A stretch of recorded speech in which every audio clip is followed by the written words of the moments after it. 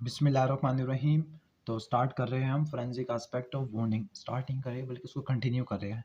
तो previous video के अंदर हमने पढ़ा था कि हम पढ़ रहे थे फोरेंसिक एस्पेक्ट ऑफ ट्रांसपोर्टेशन और एनआरए की रिवीजन कर रहे थे। तो अगर आपने इनकी वीडियो नहीं देखी तो आपने क्या करना है, फोरेंसिक मेडिसिन वाली प्लेलिस्ट के अंदर जाके आपको forensic aspect of wounding part 1, part 2, part 3, part 4 और आई थिंक ये पार्ट 5 है। तो आज की इस वीडियो के अंदर हम रिवीजन करने वाले हैं वो थर्मल इंजरीज। तो जो थर्मल इंजरीज है वो 4 चीज़ों की वजह से हो सकती है। या तो कोई हॉट मेटालिक ऑब्जेक्ट था, फॉर एग्जांपल कोई लोहे से तपता हुआ रॉड था, उसको उठा लिया, उसकी वजह से थर्मल इंजरी हो सकती है। या कोई फ्लेम था, आग का कुछ शोला लग गया, ठीक है, आग का एक्सपोजर हो गया, फ्लेम की वजह से हो सकता है। या कोई ऐसे फ्लूइड्स होते हैं जो बॉइलिंग पॉइंट के ऊपर हो जाती है। मिसाल के तौर पर खोलता हुआ दूध होता है, वो गिर गया किसी के हाथ के ऊपर या टांग के ऊपर, तो उसकी वजह से थर्मल इंजरीज हो सकती है। या प्रेशर स्टीम की वजह से जो खोलता हुआ पानी होता है, ठीक है, उबलता हुआ पानी होता है, जो उसकी स्टीम होती है, उसकी वजह से भी थर्मल इंजरीज हो सकती है। तो पहले बताया हुआ है कि थर्मल इंजरीज 4 चीज़ों की वजह से हो सकती है। इसके बाद बताता है कि जो थर्मल लीजन्स होती है, थर्मल बर्न्स होती है, इंजरीज होती है, उनकी क्या-क्या स्टेजेस आती है, क्रोनोलॉजिकल ऑर्डर में लिखना है। सबसे पहले हमें रेडनेस अपीयर होती है। सबसे पहले रेडनेस की बात होती है, स्किन के ऊपर ब्लिस्टरिंग, छाले वगैरह बनना शुरू हो जाते हैं। छाले बनने के अलावा अगर हम इन छालों को फोड़ते हैं तो छालों को फोड़ने के बाद, या फोड़ने के बाद कहने का मतलब, अगर छालों को पियर्स करती है तो अंदर से आपको पिंक सी आपको सरफेस नज़र आती है। यानी असल में नीचे ग्रैन्युलेशन टिश्यू देखने को मिलता है, जो रिपेयर वगैरह या कोई टिश्यू जल गया है। इसके बाद जो कुछ घंटों बाद यहाँ पे ल्यूकोसाइट की इन्फिल्ट्रेशन होना शुरू हो जाती है। क्यों? क्योंकि इन्फ्लेमेशन स्टार्ट हो गया, टिश्यू डैमेज होना शुरू हो गया है। इन्फेक्टेड टिश्यू या डैमेज टिश्यू की वजह से इन्फ्लेमेशन हो जाती है, तो ल्यूकोसाइट की इन्फिल्ट्रेशन होना शुरू हो जाएगी और फाइनली वो एरिया, उस एरिया के ऊपर पस और ग्रैन्युलेशन टिश्यू बनना शुरू हो जाएगा। वो ग्रैन्युलेशन टिश्यू पिंक कलर का होता है, पिंक रॉ सरफेस प्रोवाइड करेगा। ठीक हो गया? ओके।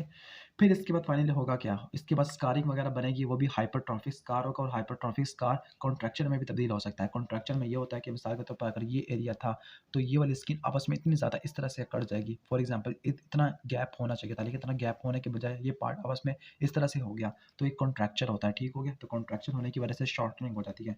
ये भी थर्मल बर्न्स की वजह से हो जाता है। इसके बाद बताते हैं कि जो हमारी जो थर्मल इंजरीज होती है वो 4 चीज़ों की वजह से होती है। या तो हॉट मेटालिक ऑब्जेक्ट की वजह से, फ्लेम की वजह से, लिक्विड्स एट हाई टेम्परेचर, या प्रेशर स्टीम। जो लिक्विड्स और स्टीम है, यानी गैस और लिक्विड दोनों वोलेटाइल होती है, तो फिर हम इसको एक तरफ देखेंगे। मतलब लिक्विड और स्टीम की जो कैरेक्टरिस्टिक्स होती है, कैरेक्टरिस्टिक थर्मल इंजरीज होती है, तो वो डिफरेंट होती है as compare to flame and heated object. तो उनको हम डिवाइड करके वन बाय वन पढ़ते हैं। तो सबसे पहले हम देख लेते हैं flame and heated object ligand. जो फ्लेम या हीटेड ऑब्जेक्ट आग की वजह से या कोई गर्म लोहा उठा लिया, उसकी वजह से क्या क्या होगा, तो उसकी जो लीजन्स होती है वो ड्राई लीजन होती है। मतलब वहाँ पर वो वेट नहीं होता। जबकि अगर कोई उबलता हुआ पानी उठा लिया तो गीला होगा ना, थोड़ा लिक्विड है या गैसेज है, तो वो थोड़ा सा आपको जो होगा वो वेट लीजन होगी। जबकि जो फ्लेम वाली लीजन्स होती है वो ड्राई होती है, ड्राई लीजन्स होती है। नॉर्मली इसकी ब्लीडिंग नहीं होती और काफ़ी ज़्यादा हार्ड होता है इसको टच करना। ठीक है? और आपको पता है कि जब कोई गर्म खोलता हुआ पानी गिरता है हाथ के ऊपर तो बड़े बड़े छाले पड़ जाती है। इस तरह वाले छाले होते हैं जिनको बोलते हैं वेजिकल्स या ब्लिस्टरिंग वगैरह। तो मल्टीपल वेजिकल्स बनना शुरू हो जाते हैं और वो स्किन का एरिया काफ़ी ज़्यादा रेड होना शुरू हो जाता है। ठीक हो गया? तो यहाँ पर वो बता रहे हैं कि फ्लेम और हीटेड ऑब्जेक्ट में क्या-क्या देखने को मिलेगा, और जो लिक्विड्स और प्रेशर स्टीम की थर्मल इंजरीज में क्या-क्या देखने को मिलेगा। तो फ्लेम और हीटेड ऑब्जेक्ट के अंदर आपको ड्राई लीजन देखने को मिलती है, जिसकी ब्लीडिंग नहीं होती। एरिथमा मतलब रेडनेस ऑफ टिश्यू, और रेडनेस ऑफ टिश्यू के बाद कोआगुलेशन और रोस्टेड पैचेस। रोस्टेड पैचेस का मतलब जिस तरह मुर्गी को नहीं करते हम, मुर्गी को रोस्ट करते हैं, ठीक है, अच्छे से वो करते हैं। इसी तरह यहाँ पे भी आपको रोस्टेड ऑब्जेक्ट देखने को, रोस्टेड पैचेस देखने को मिलेगा, किसके, स्किन की और डीपर टिश्यू दोनों के देखने को मिलेंगे। ठीक हो गया? इसके बाद बताता है कि जो कपड़े हैं, जो कपड़े हो गए, कपड़े में भी कपड़े भी जले हुए नज़र आ रहे होंगे, वहाँ पे भी राख वगैरह नज़र आ रही होगी। इसके अलावा जो कोई भी चीज़ अगर जलती है तो उसकी वजह से कार्बन पार्टिकल एक्यूमुलेट होना शुरू हो जाती है, तो फिर कार्बन पार्टिकल की एक्यूमुलेशन होना शुरू हो जाएगी। ठीक है? स्पेसिफिकली अगर फ्लेम की वजह से इंजरी हुई है तो कार्बन पार्टिकल एयर के अंदर देखने को मिलेंगे। ये एयर पैसेज वे के अंदर, एयर पैसेज वे रिस्पिरेटरी ट्रैक के अंदर, ट्रैकिया के अंदर, ब्रोंकाई के अंदर। नॉर्मली इसके अंदर वेसिकल अपीयर नहीं होते। आपने करना किस तरह से है, आपने इन दोनों को ये वाला टेबल तैयार करना है। इसमें फ्लेम इंजरी और हॉट लिक्विड थर्मल इंजरी, इसके दरमियान डिफरेंस लिखा हुआ है। एरिथमा, एरिथमा दोनों में होता है, रेडनेस दोनों में होती है, क्योंकि दोनों में टेम्परेचर ज़्यादा है। जो एरिया ऑफ कोआगुलेशन, चूंकि फ्लेम का टेम्परेचर रिलेटिवली ज़्यादा होता है, ठीक है, तो वहाँ पर आपको प्रोटीन की कोआगुलेशन ज़्यादा देखने को मिलती है as compare to hot liquids. Roasted patches आपको फ्लेम में देखने को मिलती है। रोस्टेड पैचेस बिल्कुल ऐसी है जिस तरह अगर किसी मुर्गी का बारबेक्यू करते हैं या कोई रोस्ट करते हैं, ठीक है, मुर्गी वाला। वेजिकेशन, ब्लिस्टर, छाले वगैरह फ्लेम में नहीं देखने को मिलते बल्कि हॉट लिक्विड्स में देखने को मिलते हैं। और जब छाले फ्लेम में तो होंगे नहीं, अगर होंगे तो थोड़े बहुत होंगे, उनका साइज़ भी छोटा होगा as compare to hot liquids. Singeing of hair का मतलब बाल का झुलस जाना, बाल का जल जाना।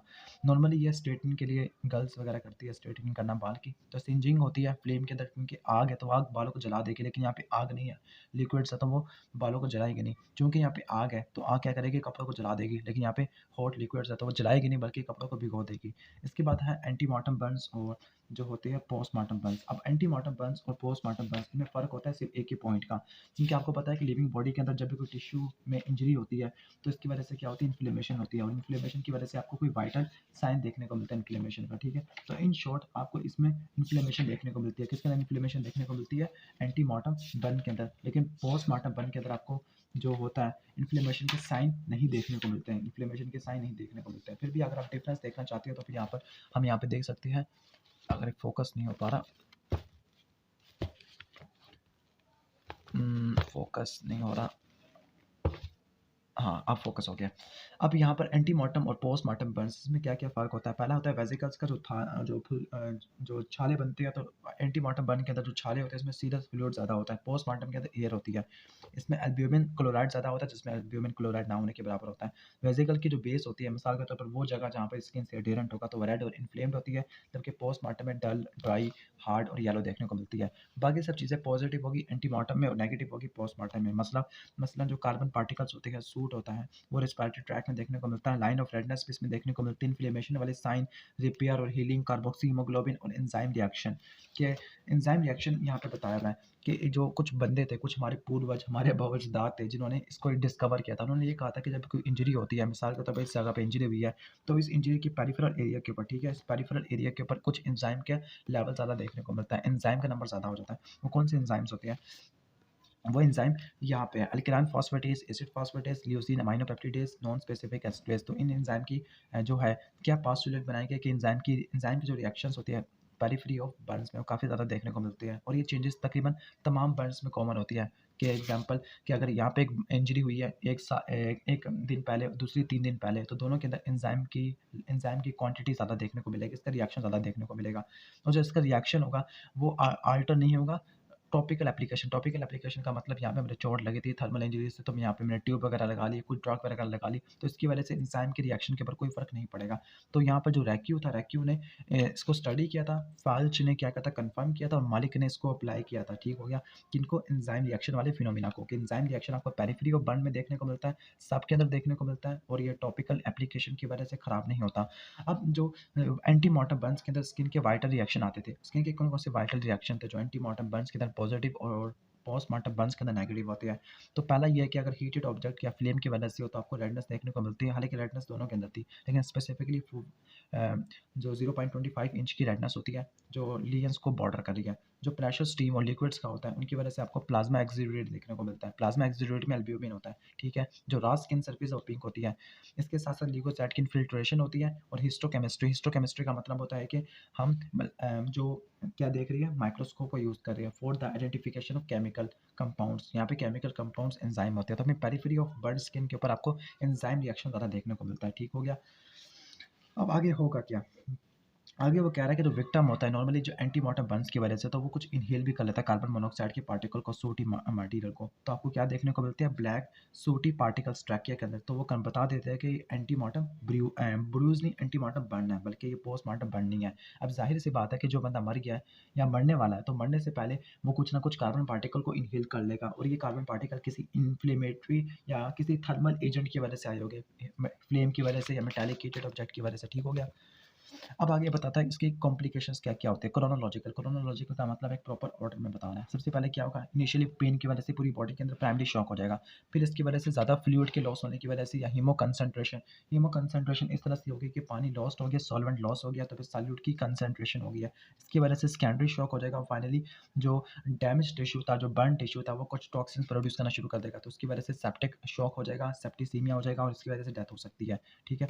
जो मेडिको लीगल सर्टिफिकेट होता है इसका थर्मल इंजरीज का, तो उसके अंदर क्या-क्या बताते हैं, इसके अंदर ये बताते हैं कि कितना सरफेस एरिया, कितना हमारे जो एरिया जला था, और उसके जो बर्न था, जो जो जो जो झुलस गया था ज़ख्म, तो उसकी डेप्थ कितनी थी, ठीक है, डेप्थ कितनी थी। तो नॉर्मली 2 तरह की डेप्थ होती है, एक होती है सुपरफिशियल, एक होती है डीपर। सुपरफिशियल जो हमारी ओवरऑल थिकनेस को इन्वॉल्व नहीं करती, और जो डीपर होती है जो किसको इन्वॉल्व करती है, फुल थिकनेस को इन्वॉल्व करती है, ठीक हो गया। दूसरे मेडिकल लीगल सर्टिफिकेशन के अंदर क्या क्या देखेंगे, पहले तो हमने ये देखा कि उसकी एक्सटेंड क्या था, कितने एरिया तक था, उसकी डेप्थ क्या थी। फिर हम देखेंगे उसके टाइप क्या थी, किस टाइप का था, सुपरफिशियल तो और डीप थी तो हो जाएगा डेप्थ के हिसाब से, और टाइप क्या थी थर्मल यानी कि आया कि किस वजह से था, कॉज किस फ्लेम की वजह से था, मेटालिक हीटेड ऑब्जेक्ट की वजह से था, या उसका बर्न एरिया का डिस्ट्रीब्यूशन कितना था, या उसका एक्सटेंट कितना था बर्न सरफेस का, और उसकी वजह से मौत हो सकती है नहीं हो सकती। अगर डेथ हो जाती है तो जो तो बर्न था वो एंटीमॉर्टम था या पोस्टमार्टम था। तो ये चेक करने के लिए कि कितना एरिया जला है, और तो जो कुछ हमारे साइंटिस्ट ने उन्होंने हमारी बॉडी को 9 एरिया में डिवाइड कर दिया, यानी on the basis of multiple of 9, तो उसको बोलते हैं वेलस रूल ऑफ 9, यानी उसने हमारी बॉडी को 9% के अंदर डिवाइड कर दिया। मिसाल के तौर पर अगर फेस, नेक और स्काल्प में बर्न्स है तो वो 9% एरिया यानी 9% बर्न्स है। अगर आर्म, फोर आर्म और हैंड ऑफ राइट साइड है तो वो भी 9% है, ठीक हो गया। तो उन्होंने क्या कर लिया, हमारी बॉडी सर्फिस को इन्होंने बॉडी सर्फिस को डिफरेंट परसेंटेज के अंदर डिवाइड कर दिया, मल्टीपल ऑफ 9 के अंदर डिवाइड कर दिया, और इससे हम पता चलाएगा कि हमारी बॉडी का कितना एरिया जला है, ठीक हो गया। मिसाल के तौर पर अगर पेरिनियम जला है और सिर्फ फेस और नेक और स्काल्प जले हैं तो टोटल कितना हो गया, 9 और 1 10 हो गया। अब इसके बाद देख लेते हैं ऑटोप्सी फाइंडिंग। ऑटोप्सी फाइंडिंग में ऑटोप्सी का मतलब होता है कि डिटेल एक्सटर्नल और internal examination of the body, ताकि हम उसकी आइडेंटिटी, उसका cause, manner, mode of death ये मालूम कर सके, cause of death, time since death ये भी मालूम कर सके। तो एक्सटर्नली क्या होगा, एक्सटर्नली ज़ाहिरी तौर पर बाहर से हम देखेंगे तो स्किन के फ्लेम नज़र आएंगे, शोले वगैरह देखने को मिलेंगे, कपड़े भी जले हुए नज़र आ रहे होंगे, और जो डेड बॉडी होती है एक स्पेसिफिक एटीट्यूड ले लेती है, स्पेसिफिक पोस्चर ले लेती है, जो बॉक्सर लेते होते हैं, मतलब इनके हाथ पाँव अकड़ जाएंगे, उसको बोलेंगे बॉक्सर एटीट्यूड या पुगिलिस्टिक एटीट्यूड, ठीक है, पुगिलिस्टिक एटीट्यूड। तो ये किसकी वजह से होता है, ये असल में ये होता है कि जलने की वजह से या बर्न की वजह से जो प्रोटीन होती है उनकी कोगुलेशन होना शुरू हो जाती है, तो जो हमारे फ्लैक्सर मसल है उनकी शॉर्टनिंग हो जाती है। स्पेसिफिकली अगर आप इस डायग्राम में देखो तो उसके बाजू अकड़ गया, फ्लैक्सर मसल अकड़ गया, इसके अपर लिम्ब के भी और लोअर लिम्ब के अंदर भी। अगर इंटरनली देखें तो इंटरनली आपको पैलेट देखने को मिलेगा, लीवर का और किडनी का देखने को मिलेगा, इसके साथ साथ कर्लिंग अल्सर देखने को मिलेगा स्टोमक के अंदर, और ड्यूडिनम के म्यूकोसा के अंदर देखने को मिलेगा, जिनकी नेचर सर्कुलर होगी, 1 मिलीमीटर से कम डायमीटर होगा, सुपरफिशियल हो गए, ठीक हो गया। तो इनको आपको हाइपरीमिया से डिफरेंशिएट करना पड़ेगा। अब यहाँ पे जो बर्निंग से रिलेटेड कुछ पोस्टमार्टम आर्टिफैक्ट भी आ जाते हैं। अब पोस्टमार्टम आर्टिफैक्ट को हमने करना है कहाँ पर, यहाँ पे करना है हमने पोस्टमार्टम आर्टिफैक्ट को थेराटोलॉजी वाले चैप्टर से। तो पहले आपको दिखा देता हूँ उसको आपने कहाँ से करना है, यहाँ से। तो ये आपको बर्निंग से रिलेटेड कुछ आ रहे होंगे। मिसाल के तौर पर अगर हीट की वजह से स्किन या स्काल्प का रप्चर हो गया तो उसकी वजह से क्या आर्टिफैक्ट होगा, आर्टिफैक्ट का मतलब मिस इंटरप्रिटेशन क्या होगी, तो जो बंदा होगा वही समझेगा कि ओपन वुंड है, हालांकि हीट की वजह से स्किन और स्काल्प के रप्चर हो गया। या कोई फ्लैकिंग फ्रैक्चर है लॉन्ग बोन का स्कल का तो वही समझेगा कि एंटीमॉर्टम फ्रैक्चर है। या हीट की वजह से हीमाटोमा बन गया था तो वो समझेगा इंट्राक्रेनियल हैमरेज है। या कोई फैट के ड्रॉपलेट बनना शुरू हो गए थे पल्मोनरी वेसल में हीट की वजह से तो वो समझेगा फैट एम्बोलिज्म है। तो ये सारी क्या थी, मिस इंटरप्रिटेशन थी, और ये क्या थे, आर्टिफैक्ट के थे जो थर्मल इंजरीज की वजह से क्रिएट हो गए। अब लास्ट है medico legal importance. Medico legal importance हम क्या होता है कि मेडिको लीगल इंपॉर्टेंस के अंदर हम देखते हैं इसका मैनर ऑफ डेथ क्या आया, कि एक्सीडेंटल थी, होमिसाइडल थी या सुसाइडल थी, ठीक हो गया। जो सुसाइडल और होमिसाइडल रिलेटिवली रेयर होते हैं, जो क्रिमिनल या एक्सीडेंटल या रिलेटिवली कॉमन होते हैं, ठीक हो गया, रिलेटिवली कॉमन होते हैं। बाज़ वक़्त ऐसा होता है कि बंदे को मारा किसी और चीज़ से फिर इसकी बॉडी को जला देते हैं, और ये शो करने के लिए कि इसकी डेथ आग की वजह से हुई है, हालाँकि इसका मौत की वजह कुछ और होती है। तो ये भी मेडिको लीगल सिग्निफिकेंस के अंदर आता है।